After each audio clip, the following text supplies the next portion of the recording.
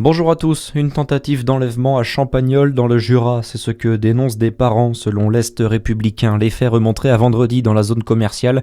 Un homme aurait demandé à leur fille de 17 ans de monter dans son véhicule à plusieurs reprises, ainsi que son âge, son numéro de téléphone et son adresse.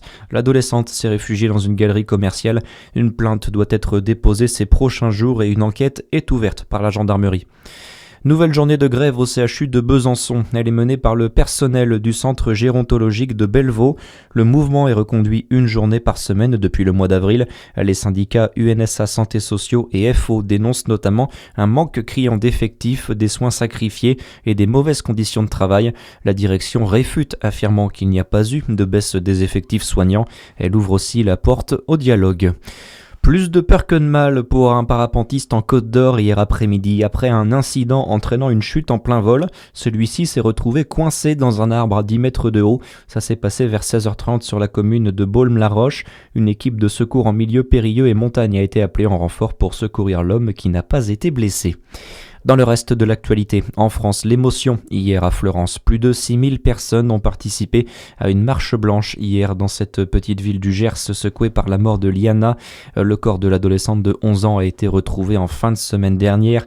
Dans un texte lu par la tante de Liana, les parents de la collégienne ont tenu à remercier les personnes présentes. Aujourd'hui, ma fille Liana doit être tellement émue de voir tout là-haut, tout ce monde rassemblé spécialement pour elle. Les mots me manquent. Personne, je pense, est prêt à vivre une disparition aussi brutale que celle que nous vivons depuis vendredi. Notre petit monde tout entier s'est écroulé. Une fois de plus, je n'aurai les mots pour décrire ce drame abominable qui touche notre famille. Nous tenir devant vous tous et vous tous aujourd'hui et parler de Liana est surréaliste. Et au nom de toute notre famille, merci infiniment pour elle. Liana, pardon pour ce que tu as vécu. Nous t'aimons tellement. En parallèle, l'enquête se poursuit pour déterminer s'il y a eu des dysfonctionnements dans le système judiciaire. Le ministre de l'Intérieur, Laurent Nunez, a notamment reconnu sur France 2 hier soir un drame qui aurait pu être évité. Des rassemblements sont prévus ce soir pour dénoncer ce que certains décrivent comme un fiasco judiciaire. Rassemblement à 19h à Dijon devant le tribunal de grande instance, devant le palais de justice de Besançon et devant les tribunaux judiciaires de Dole, Lons-le-Saunier et Chalon-sur-Saône.